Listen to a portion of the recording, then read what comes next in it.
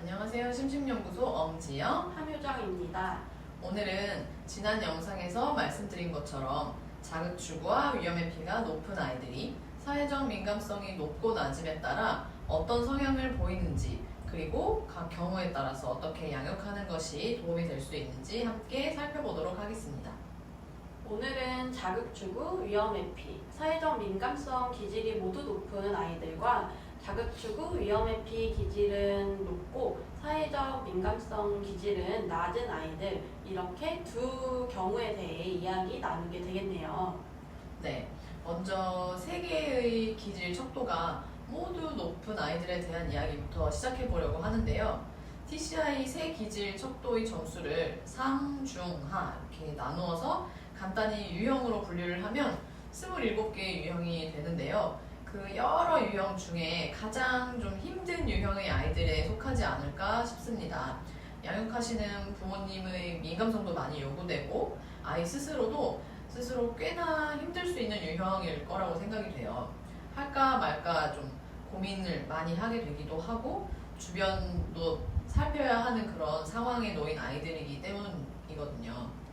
한 번에 신경 쓰고 있는 것들이 한두 가지가 아닐 수도 있겠다는 생각이 드네요. 마음도 머리도 복잡하고 어지러울 수 있겠어요. 이 유형에 속하는 아이들의 경우 걱정도 많고 불안도 높고 그러다 보니 짜증 많고 예민한 아이로 인식이 되는데요. 하고자 하는 욕구, 멈추고자 하는 욕구, 그리고 사회적 신호에 대한 욕구가 모두 높은데 이 욕구들이 적절히 채워지기가 쉽지 않아서 불만족스럽고 그로 인해서 스트레스와 우울감을 경험하게 되기도 합니다.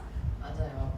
아이가 자신이 타고난 기질을 수용받지 못하여 성격 발달에 좀 어려움을 겪게 되면 기질이 가지고 있는 취약한 부분들을 조절하는 데 실패하게 되고, 따라서 선생님이 말씀하신 것처럼 다양한 심리적 어려움을 겪게 될 가능성이 커집니다. 반면에 아이가 자신이 타고난 기질을 잘 수용받고 성격 발달을 원활히 이루어질 수 있었다면 도전적이면서도 위험에 대비할 수 있는 원만한 대인관계의 소유자가 될 수 있을 거예요. 그럼 아이들이 자신이 타고난 기질의 강점을 잘 살릴 수 있도록 취약점은 잘 조절할 수 있도록 성격을 발달시킬 수 있게 도와줄 수 있는 방법은 어떤 것들이 있을까요? 이 유형은 물론이고 위험회피가 높은 유형의 아이들은 불안이 높기 때문에 안정감을 가질 수 있게 해주는 것이 무엇보다 중요합니다. 그래서 이 유형의 아이들은 안정감을 느끼면서도 하고자 하는 욕구와 사회적 신호에 대한 욕구도 이제 채워줄 수 있어야 하는데요. 경험을 바탕으로 뭔가 새로운 시도를 한다거나 한계를 딱 설정을 해주고 안정감을 느낄 수 있는 환경을 제공해주고 그 안에서 타인과 함께 할 수 있는 협동이 필요한 활동을 하면서 정서적 교류를 하는 것이 이 아이들의 욕구를 채워줄 수 있는 방법이 될 수 있을 것 같습니다. 높은 점수의 위험회피 기질이 포함되어 있는 유형의 아이들은 불안이 높은 만큼 안정감을 느낄 수 있게 해주어야 한다는 점을 꼭 기억해 두면 좋을 것 같아요. 말로 설명해 주어야 하는 아이도 있고 부모님이 함께 해보는 경험이 필요한 아이도 있고 타인의 모습을 관찰하고 스스로 안전하다고 판단이 내려질 때까지 기다려야 하는 아이도 있을 거예요. 안정감을 가질 수 있게 해줘야 한다고 말은 쉽게 드렸지만 아이마다 안정감을 느낄 수 있는 방법은 너무나 다를 수 있기 때문에 부모님들의 세심한 관찰과 다양한 시도가 필요할 것 같습니다. 맞아요.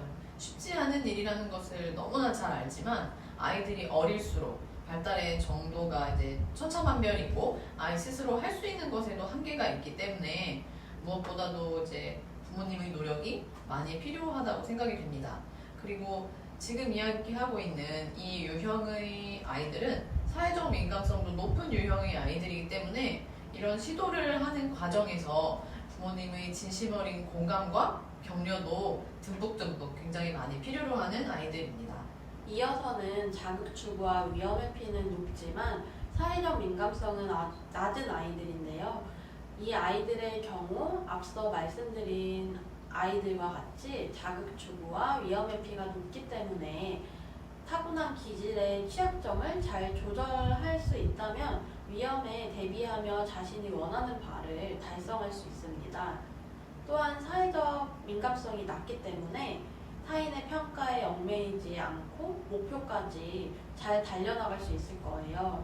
하지만 기질의 취약점이 잘 조절되지 않으면 이러한 부분들로 인해서 이러지도 저러지도 못하는 우유부단하고 자기 중심적인 사람처럼 보여질 수 있어요. 앞서 말씀드린 아이들과 마찬가지로 자극 추구와 위험 회피가 이제 높지만 사회적 민감성은 낮기 때문에 이 아이들은 좀 독립적인 것을 선호해요. 스스로 하는 거, 혼자 하는 것을 더 좋아할 수 있습니다. 타인을 배려하거나 좀 공감하는 데는 다소 서툴 수 있고 궁금한 것이 있거나 또 같이 놀고 싶거나 할 때 자신이 원하는 바가 있을 때 그러니까 자극추구 욕구가 본인이 스스로 자극추구 욕구를 가지고 있을 때 관계 유지가 더 잘 되기 때문에 자기중심적인 이미지를 좀 주게 될 수도 있는 유형입니다.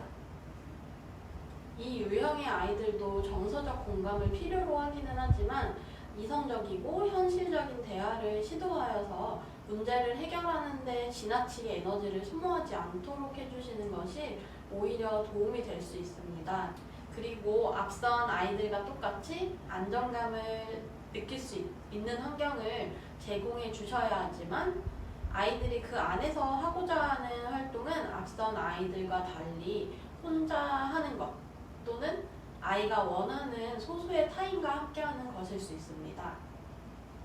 오늘은 이제 여기까지 이야기를 나누고 영상을 마무리해 보려고 하는데요.